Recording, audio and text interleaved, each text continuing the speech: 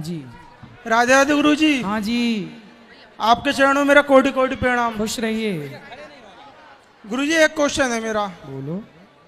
कुछ मेरे यार दोस्त हैं, हिंदू हैं वो भी, पर वो भगवानों को नहीं मानते।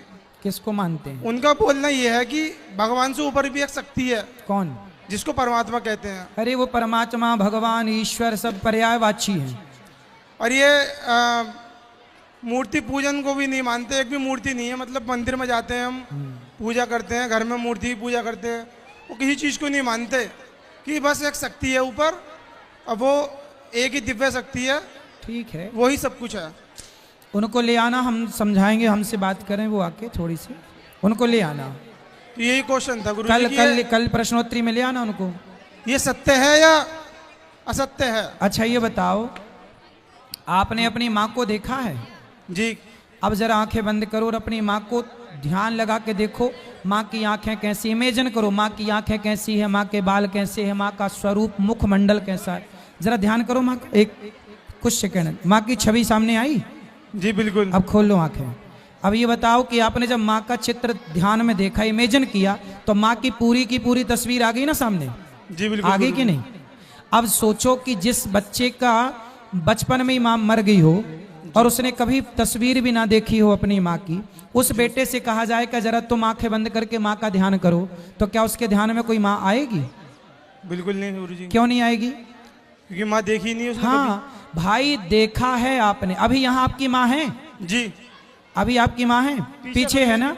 अच्छा ये बताओ बेटा जी। यदि आप अपनी माँ से 500 किलोमीटर दूर हैं और 500 किलोमीटर दूर होके भी आप अपनी माँ का ध्यान करेंगे तो आपके ध्यान में माँ आएगी कि नहीं? बिल्कुल आएंगे गुरु जी। अमेरिका जाके ध्यान करोगे तो आएगी कि नहीं? बिल्कुल आएंगे। क्यों आएगी? क्योंकि देखा है। और दूसरा बच्चा जिसकी माँ मर गई थी, उसने नहीं देखा तो उसके ध्यान में नहीं आएगी, क्योंकि उसने माँ को नहीं देखा ही नहीं। उसी तरह उनसे पूछना अपने दोस्तों के से कि भाई तुम यदि ध्यान करते हो तो किसका ध्यान करते हो? क्योंकि ध्यान जिसका करें उसको एक बार देखना तो चाहिए कि वो है कैसे। बिना देखे ध्यान कैसे आएगा?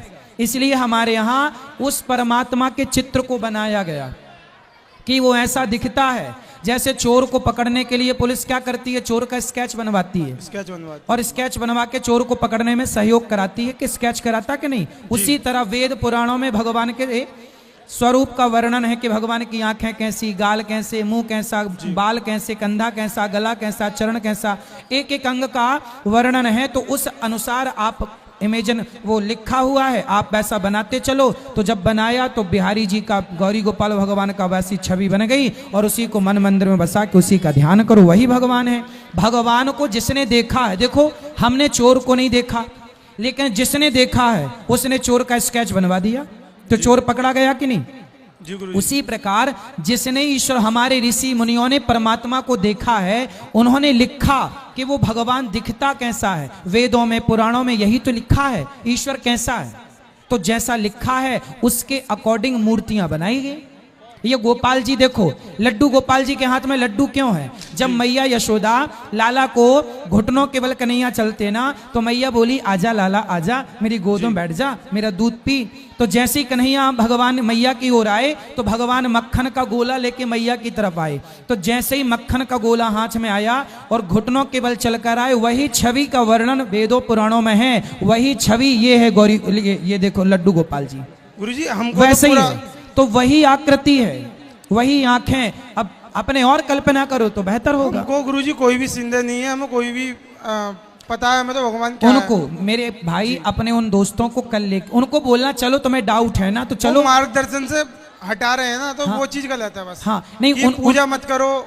हमारे घर में डेली रामचरितमानस का पाठ होता है। ऐसा है ना कि वो खुद गलत है, तो गलत है तो वो आपको भी गलत करना चाहते हैं। ऐसा है कि कल उनको मेरे पास लेके आना, यदि बोलना कि तुम्हें डाउट है, यदि वो सही निकले तो मैं उनकी बात मान लूंगा, और यदि मेरी बात सही निकली तो वो मेरी बात मान लेंगे।